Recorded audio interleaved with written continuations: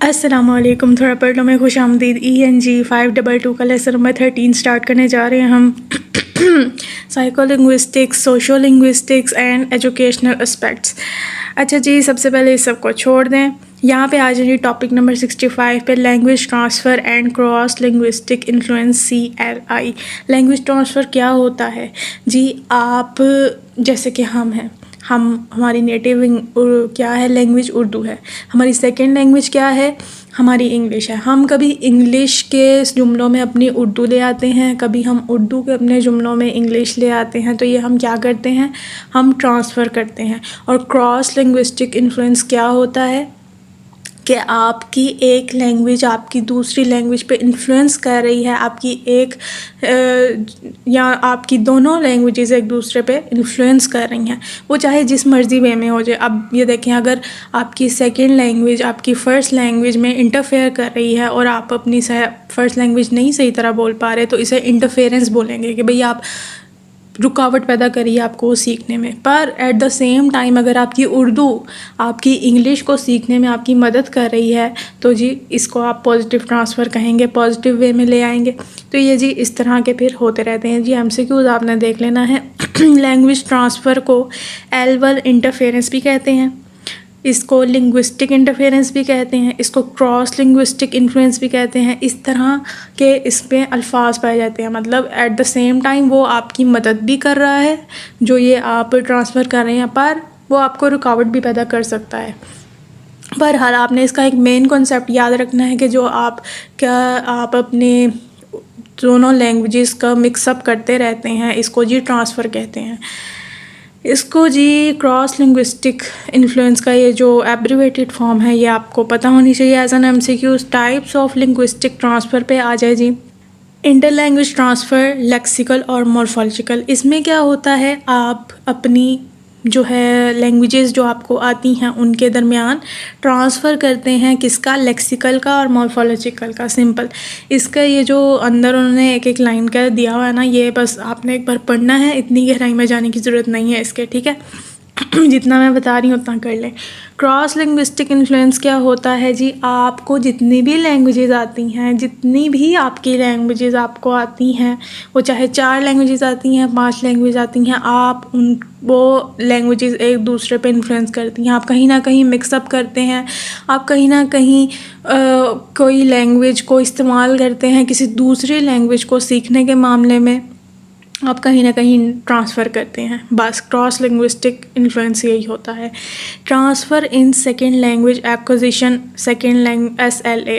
Second language acquisition क्या है कि जब आप अपनी सेकेंड लैंग्वेज सीखने लगते हैं ना, जैसे कि इंग्लिश, तो आप अपनी फ़र्स्ट लैंग्वेज से ट्रांसफ़र करते हैं ताकि आपको अपनी सेकेंड लैंग्वेज आए। जैसे कि हमें इंग्लिश सीखनी है अपनी सेकेंड लैंग्वेज, तो हम किसका इस्तेमाल करते हैं? हम अपनी उर्दू का इस्तेमाल करते हैं, उर्दू से ट्रांसफ़र करते हैं।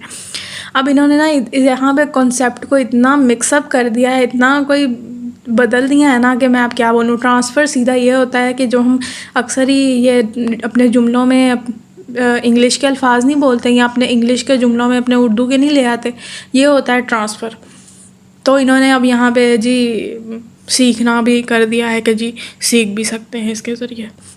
बहरहाल, transfer in target language acquisition TLA जी, इसका भी ऊपर वाला यही है कि आपने जो भी आपकी लैंग्वेज है, जो टारगेट लैंग्वेज है जिसे आप सीखना चाहते हैं, आप अपनी दूसरी लैंग्वेजेस को इस्तेमाल में लाते हुए उस लैंग्वेज को, अपने टारगेट लैंग्वेज को सीखते हैं, ठीक है?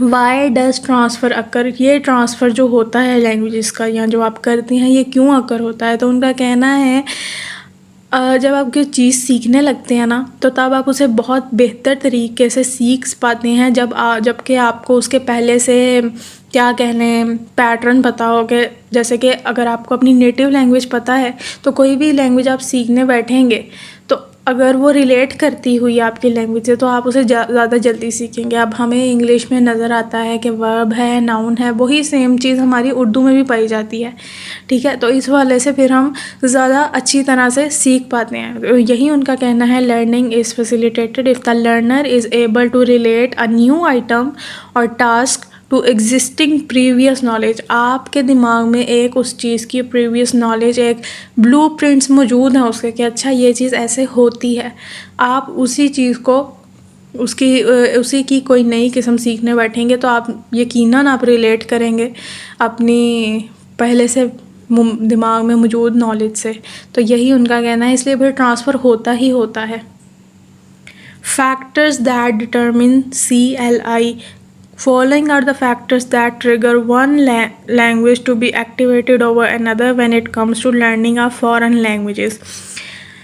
उनका कहना है कुछ फैक्टर्स हैं जो कि हमें बताते हैं हम ये ट्रांसफ़र करते क्यों हैं, क्यों ये क्रॉस लिंग्विस्टिक इन्फ्लुएंस होता है जब भी हम कोई अपनी फॉरेन लैंग्वेज सीखने बैठते हैं। तो सबसे पहले है the role of typology. Role of typology क्या है? Speaker will borrow more from a language that is typological closer to the target language. अगर आपकी लैंग्वेज जो पहले आपने सीखी हुई है, अगर उसकी जो फॉर्म्स हैं, जो उसका स्ट्रक्चर है, वो आपकी टारगेट लैंग्वेज से बहुत मिलता जुलता होगा ना, तो आप बहुत ट्रांसफ़र करेंगे, आप यकीनन ट्रांसफ़र करेंगे। तो यही उनका कहना है, जो कि टाइपोलॉजिकल क्लोज़र हो आपकी टारगेट लैंग्वेज से, तो फिर आप ट्रांसफ़र करेंगे। The role of L2, learners tend to use the L2 or language other than the L1 as the source of cross linguistic influence। इसमें जी अब ये आता है, उनका कहना है कि आप एक लैंग्वेज सीख रहे हैं ना, आपकी जो टारगेट लैंग्वेज है, तो आपको पहले से जो एक लैंग्वेज आती है, जो आपकी समझ लें नेटिव लैंग्वेज है या सेकंड लैंग्वेज है, जो मर्ज़ी कह लें, अगर आपको पहले से एक लैंग्वेज आती है और उसका बहुत रोल है आपकी सेकंड लैंग्वेज को सीखने में, तो फिर आप यकीनन ट्रांसफ़र करेंगे। अब हमारी मिसाल ले लें इंग्लिश। हमें इंग्लिश को समझने के लिए अपने उर्दू की ज़रूरत पड़ती ही पड़ती है, वरना हम कैसे समझेंगे। तो जी फिर ये रोल आ जाता है कि वो जो लैंग्वेज है वो रोल अदा करती है आपको सिखाने में, तो फिर आप ट्रांसफ़र करते ही करते हैं। इसी तरह इंग्लिश को ले लें, अगर आप जर्मन कोई सीख रहे हैं तो फिर जर्मन आप कैसे सीखेंगे, क्योंकि उर्दू से तो उसका कोई लेना देना नहीं है। यकीनन आप इंग्लिश की तरफ जाएंगे क्योंकि इंग्लिश इंटरनेशनल लैंग्वेज है। द रोल ऑफ प्रोफिशिएंसी, अच्छा जी अब उनका कहना है high proficiency in the background language would make this language more likely to play a role in the acquisition of a new one. उनका कहना है अगर आप अपनी जो पहले से आपको लैंग्वेज आती है उसमें प्रोफिशिएंसी रखते हैं ना, बहुत ज़्यादा प्रोफिशिएंसी रखते हैं, तो फिर जी आप ट्रांसफ़र करेंगे ही करेंगे, आपको उसकी ज़रूरत पड़ेगी अपनी टारगेट लैंग्वेज सीखने में।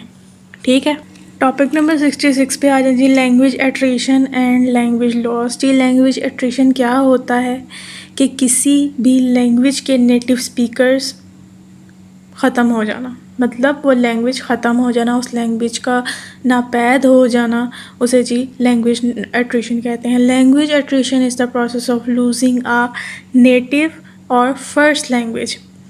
ठीक हो गया। अब जी उन्होंने कहा है इसकी बहुत सारी रीज़न्स हो सकती हैं। सबसे ज़्यादा उन्होंने कहा है कि वो जो नेटिव स्पीकर है वो किसी और मुल्क में चला जाए, वो उनकी लैंग्वेज अपना ले, अपनी सेकंड लैंग्वेज को अपना ले, या फिर ये कि वो अपने जो है नेटिव स्पीकर से दूर हो जाए।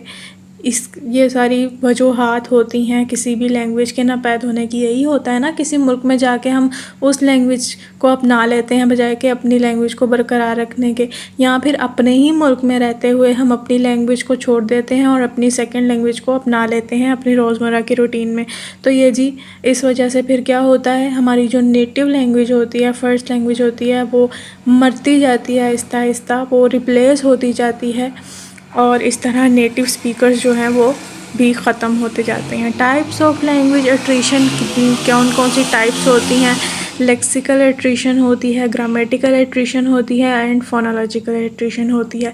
लेक्सिकल एट्रिशन में क्या होता है, उनका कहना है सबसे पहले जब आप इस तरह किसी दूसरे की लैंग्वेज अडॉप्ट करने लग जाते हैं या अपनी सेकंड लैंग्वेज को तरजीह देने लगते हैं, तो सबसे पहले क्या जो है चीज़ रिप्लेस होती है, वो जी आपके लेक्सिकल जो होते हैं वो रिप्लेस होते हैं। आप अपनी उर्दू ज़ुबान में अपनी इंग्लिश को बहुत लाने लग जाते हैं, अपनी इंग्लिश के वर्ड्स को बहुत लाने लग जाते हैं।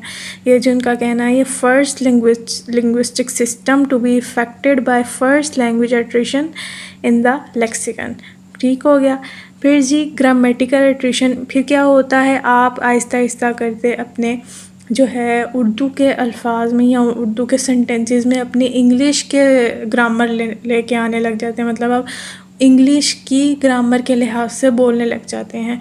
फोनोलॉजिकल एट्रिशन में क्या होता है, उनका कहना है phonological attrition is a form of language loss, MCQs, के आप अपनी नेटिव लैंग्वेज को उसके सही एक्सेंट के साथ नहीं बोल पाते। जैसे कि अब हम हैं, हम कहीं बीच में ही अटके हुए हैं, हम ना इंग्लिश को सही एक्सेंट के साथ बोलते हैं, ना हम उर्दू को सही एक्सेंट के साथ बोलते हैं। ठीक है, तो जी ये फिर ये सही हो, ये जी लॉस हो जाता है हमारी लैंग्वेज का। Possible causes of language attrition, क्या क्या वजूहात हो सकती हैं जिसकी वजह से ये लैंग्वेज नापैद होती है कोई भी, या लैंग्वेज एट्रिशन होती है। सबसे पहले जी असिमिलेशन। असिमिलेशन क्या होता है कि आपने एक आप बाहर के मुल्क में गए हैं, ज़ाहिर सी बात है आप बाहर के मुल्क में तो आप नहीं अपनी लैंग्वेज को इस्तेमाल कर सकते, आपको दूसरे के कल्चर को अपनाना पड़ेगा, दूसरे की लैंग्वेज को अपनाना पड़ेगा। तो करते करते क्या होगा, ऑब्वियस सी बात है आप अपनी कल्चर और अपनी लैंग्वेज को छोड़ देते हैं। और फिर जब ये होता है तो फिर क्या होता है, आपकी जो लैंग्वेज होती है, फर्स्ट जो आपकी नेटिव लैंग्वेज होती है वो नापैद हो जाती है, ख़त्म हो जाती है। इसे कहते हैं असिमिलेशन। किसी दूसरे के कल्चर को, किसी दूसरे की लैंग्वेज को, किसी दूसरे के वैल्यूज़ को असिमिलेट कर लेना अपने कल्चर के अंदर, अब जज्ब कर लेना उसे, कि अपना कल्चर भूल ही जाए आपको। ठीक हो गया। सेकंड पे आ जाए अकल्चरेशन। अकल्चरेशन भी असिमिलेशन की तरह ही है, पर इसमें यह है कि हम अपने कल्चर को बरकरार रखते हैं।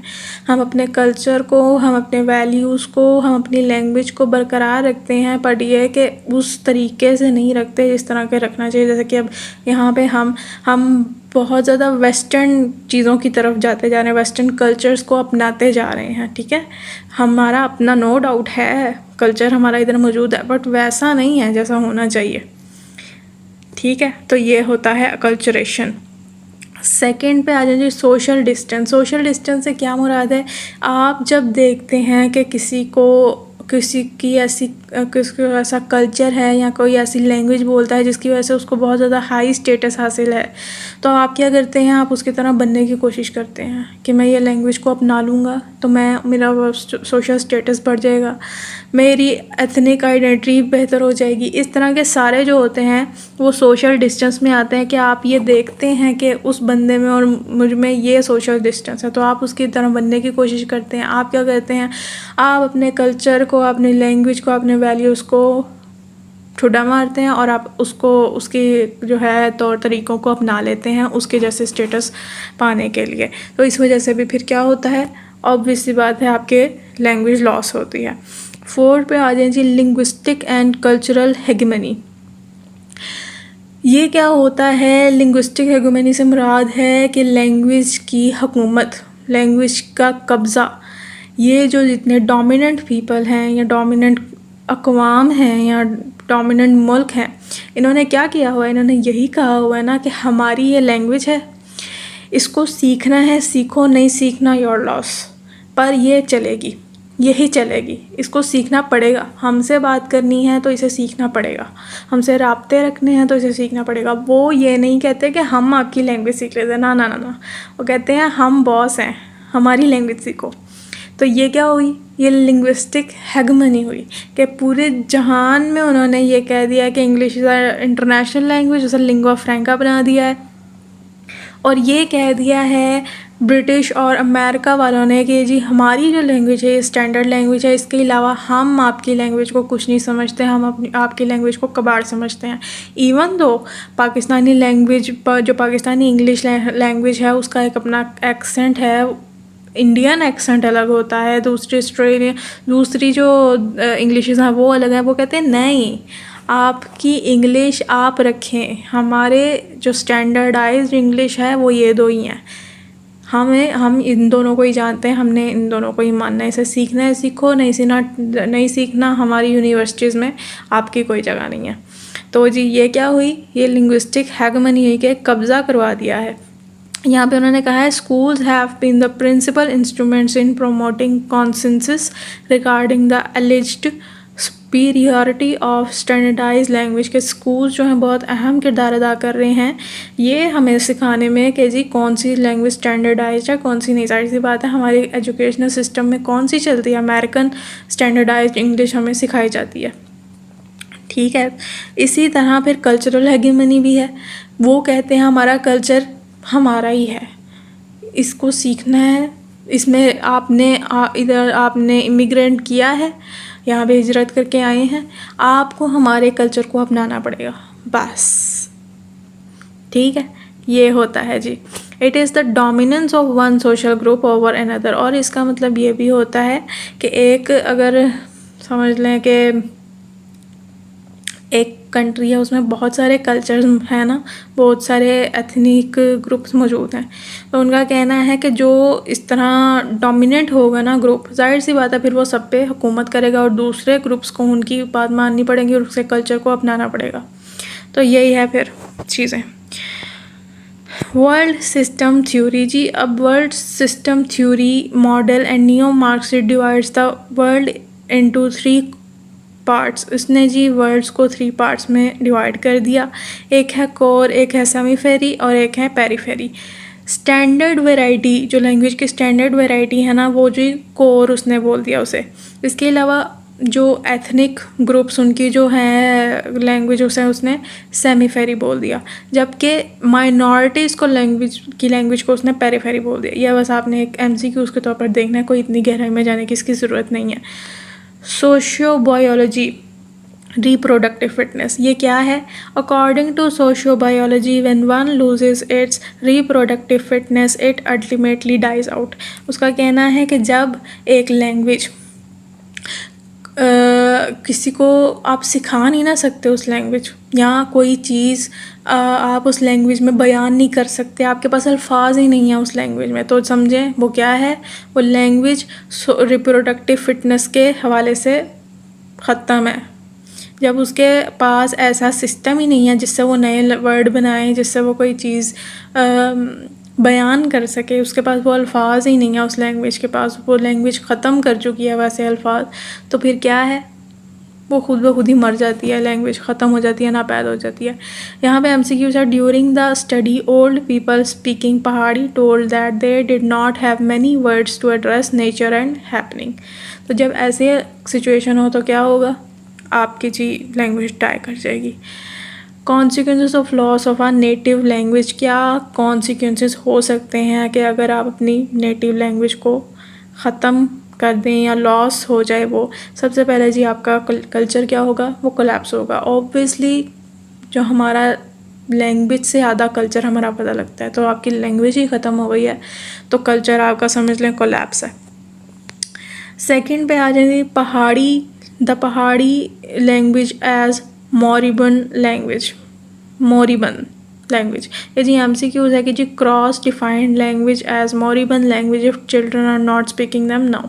कौरी ने कहा कि जी अगर आपके बच्चे वो लैंग्वेज नहीं बोल रहे हैं तो समझ लें आपकी लैंग्वेज मोरिबंद है। Cross has suggested 3 main criteria that can be used to identify language as endangered। 3 criteria उसने दिए हैं जिसकी मदद से हम आइडेंटिफाई कर सकते हैं कि कोई लैंग्वेज इंडेंजर्ड है कि नहीं है, मतलब वो नापैद होने जा रही है या नापैद होने की उसमें है कि नहीं है दायरे में। There are the number of speakers currently living, उस लैंग्वेज के जो नेटिव स्पीकर हैं वो अभी तक कितने मौजूद हैं, कितने ज़िंदा हैं, उनकी एज क्या है और कितने उनमें से अभी तक फ्लुएंट स्पीकर हैं, कौन से अभी उसे रवानी में रोज़मर्रा की ज़िंदगी में उस लैंग्वेज को बोल रहे हैं। थर्ड पे क्या है, the percentage of the youngest generation acquiring fluency with the language in question.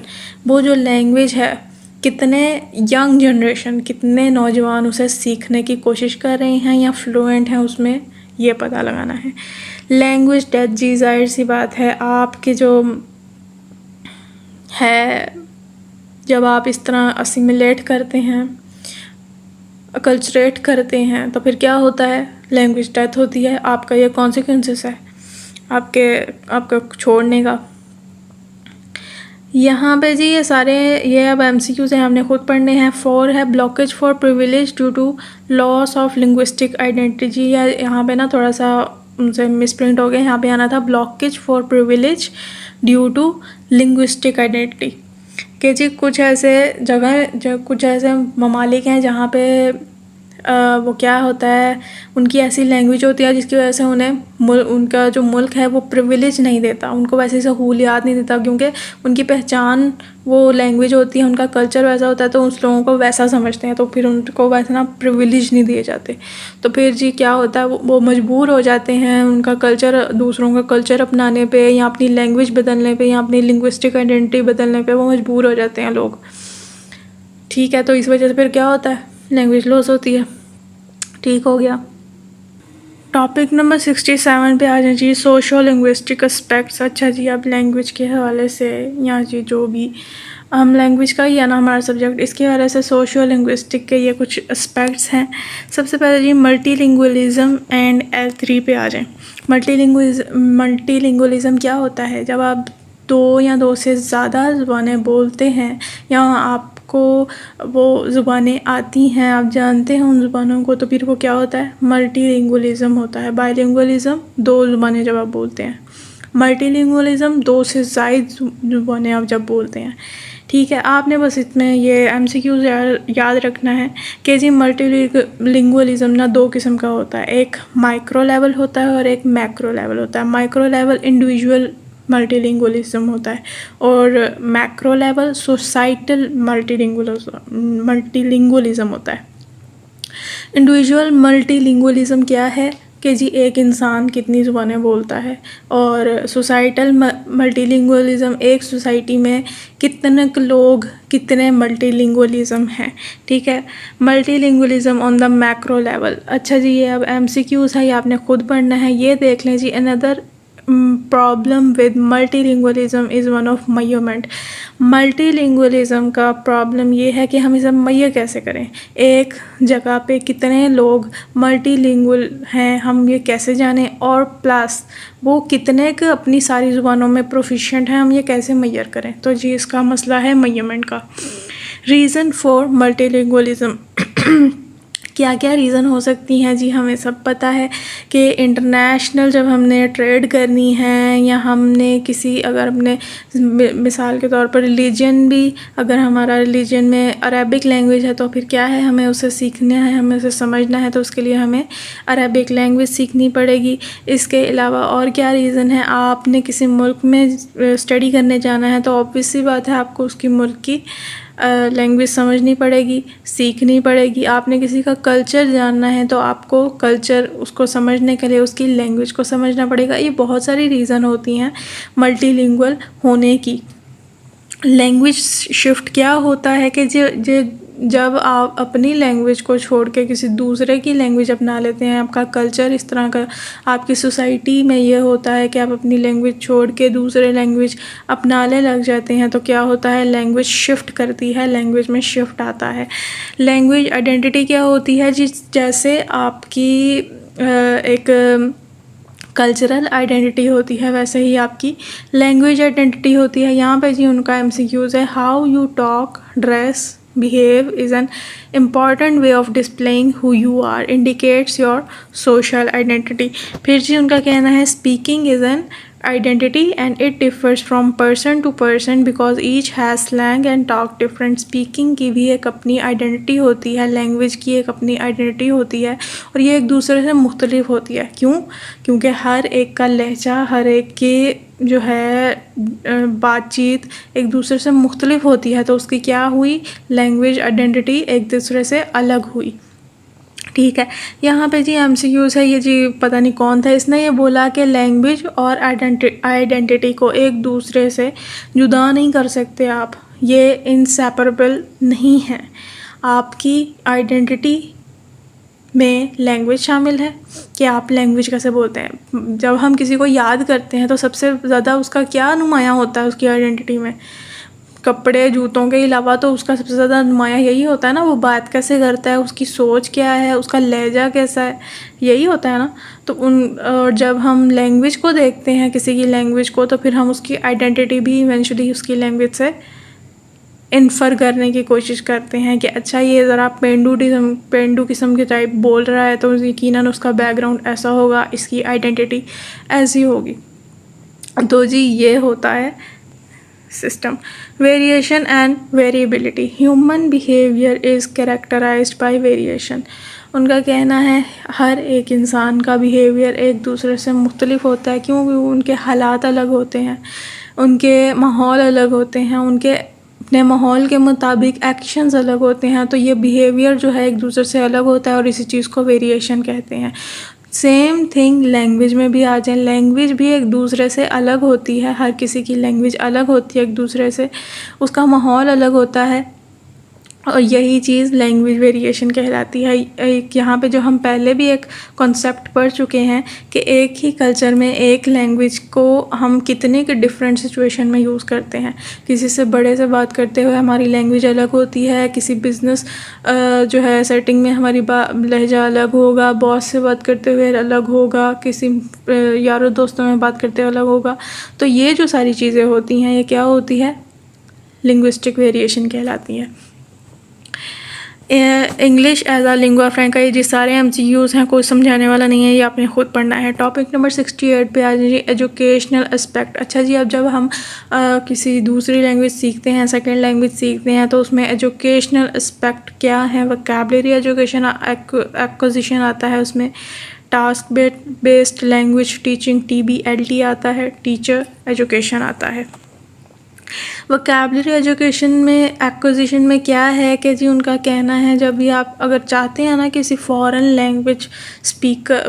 Language में प्रोफिशिएंट होना, तो जी आपको उस लैंग्वेज की वोकैबुलरी जो सीखनी है आपने, ये जी पैरामाउंट है उसमें, उस लैंग्वेज में प्रोफिशिएंट होने के लिए। मतलब वोकैबुलरी जब तक आप नहीं ना सीखेंगे उस लैंग्वेज की, आप प्रोफिशिएंट नहीं हो सकते उस लैंग्वेज में, ठीक है। सेकंड पे आ जाइए, रिसेप्टिव एंड प्रोडक्टिव वोकैबुलरीज। अच्छा जी, अब ये क्या है, रिसेप्टिव वोकैबुलरी वो होती है जो आपने कहीं से सुनी, आपके सामने कोई बोल रहा है, आप उसे समझ पा रहे हैं उस वोकैबुलरी को, तो जी वो रिसेप्टिव होगी। प्रोडक्टिव वो होगी जो आपके दिमाग में स्टोर है वोकैबुलरी, जो आप जिससे प्रोडक्ट कर सकते हैं, जो आप इस्तेमाल में ला सकते हैं, ठीक है। रिसेप्टिव वो है जिसे आप समझ सकते हैं, आपके सामने बोली जा रही है, आप समझ सकते हैं। प्रोडक्टिव वो है जिससे आप प्रोडक्ट कर सकते हैं, प्रोड्यूस कर सकते हैं, जो आपके दिमाग के अंदर स्टोर है वोकैबुलरी उस लैंग्वेज की, वो प्रोडक्टिव वोकैबुलरी कहलाती है। Vocabulary hierarchy. अच्छा जी, अब लॉफर एंड गोल्डस्टीन ने कहा कि वोकैबुलरी के ना 4 लेवल्स होते हैं वोकैबुलरी की हायरार्की के। वो 4 लेवल्स क्या हैं, एक एक्टिव रिकॉल होता है, एक पैसिव रिकॉल होता है, एक एक्टिव रिकॉग्निशन होती है और एक पैसिव रिकॉग्निशन होती है। एक्टिव रिकॉल क्या है कि आप जी किसी वोकैबुलरी को, किसी वर्ड को इस्तेमाल में ला सकते हैं, अपनी टारगेट लैंग्वेज के किसी वर्ड को अगर आप इस्तेमाल में ला सकते हैं तो वो ये क्या है, एक्टिव रिकॉल। आपके दिमाग में वो चीज़ मौजूद है, आप फ़ौरन से उसे रिकॉल करके बोल देते हैं, ठीक है। पैसिव रिकॉल क्या है, understanding the meaning of the target language. आपके सामने एक वर्ड आया, आप उसको मीनिंग समझ सकते हैं, तो बस ये पैसिव रिकॉल है। एक्टिव रिकग्निशन क्या है, recognising the word when given it's meaning. आप के सामने अगर किसी वर्ड का मीनिंग रखा जाए तो आप उसे रिकग्नाइज कर पा रहे हैं, तो ये एक्टिव रिकग्निशन है। पहले आपने उसे समझा नहीं है, पहले उसे आपको याद नहीं है, बाद में जब उसने आपको याद दिलाया कि इसका ये मीनिंग है, तो आपको फिर वो इवेंचुअली याद आ गया, हाँ इसका ये मतलब है। पैसिव रिकग्निशन क्या है, the ability to recognise meaning when given options. आप मीनिंग को रिकग्नाइज कर पा रहे हैं अगर आपके सामने ऑप्शन रखे जाएं, ठीक हो गया। ये बस पढ़ने की चीज़ थी। बगैर ये भी MCQs है। Task based language teaching TBLT, नाम से जाहिर है इसमें जी आपको ऐसे टास्क दिए जाते हैं जिसकी मदद से आप लैंग्वेज सीखते हैं। एक आपको टास्क दिया गया है और आपको कहा गया है अब आपने अपनी कम्युनिकेशन के ज़रिए, अपनी लैंग्वेज के ज़रिए इस टास्क को मुकम्मल करना है। फॉर एग्ज़ाम्पल कि कोई बंदा आया है, बंदे ने आपसे पूछा कि मुझे फ़लाँ घर का पता बता दें, तो फिर आपने क्या करना है? ऑब्वियसली बात है, आप कम्युनिकेट करेंगे। तो फिर इसमें क्या हो गया, एक टास्क मुकम्मल करना है यूजिंग योर कम्युनिकेशन। तो इसमें जी इस हवाले से फिर आपको TBLT में इस तरीके से आपको सिचुएशन देते हैं जिसकी मदद से आप लैंग्वेज सीखते भी हैं और फिर कम्युनिकेशन भी करते हैं। ठीक है। Why do we use our task based approach, क्यों यूज़ करते हैं? तो जो जी अब ये जो 5 पॉइंट्स हैं इसमें उन्होंने ज़मीन आसमान के खिलाफे मिला दिए हैं कि जी वो जो टास्क होते हैं वो स्टूडेंट्स की रियल लाइफ ज़िंदगी से भी रिलेट करते हैं। तो ये जी इस वजह से फिर वो क्या कहते हैं, उनको सीखने में आसानी होती है। उनकी जी वो सेकेंड लैंग्वेज एक्विजिशन में फैसिलिटेट भी करते हैं अगर हम वो सिचुएशन उन्हें दें, वो टास्क दें उन्हें। और जी और बहुत सारे हैं। Task create opportunities for focusing on form. बस जी एक बार पढ़ने वाले हैं। टीचर एजुकेशन जी उसका कहना है कि जाहिर सी बात है अगर आपने किसी लर्नर की कामयाबी देखनी है तो जाहिर सी बात है उसका सबसे ज़्यादा दारोमदार किस पे होगा? टीचर की काबिलियत पे होगा, उसकी मोटिवेशन पे होगा, उसकी सेंसिटिविटी पे होगा, उसकी ऑब्जर्वेशन पे होगा, या उसके सिखाने बहुत अच्छे तरीके से सिखाने के ऊपर होगा।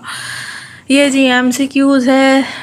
उसका ये WH किलपैट्रिक, उसने कहा कि ट्रेनिंग जो है ना वो एनिमल्स के लिए होती है, हम ह्यूमन बीइंग्स के लिए ना एजुकेशन होती है। तो teacher education encompasses teaching skills, pedagogical theory and professional skills.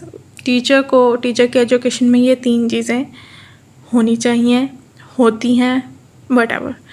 ठीक है, बस जी इसी के साथ होता है हमारा लेसन नंबर 12 ख़त्म। अपना ध्यान रखें, दुआ में याद रखें। अल्लाह हाफ़िज़।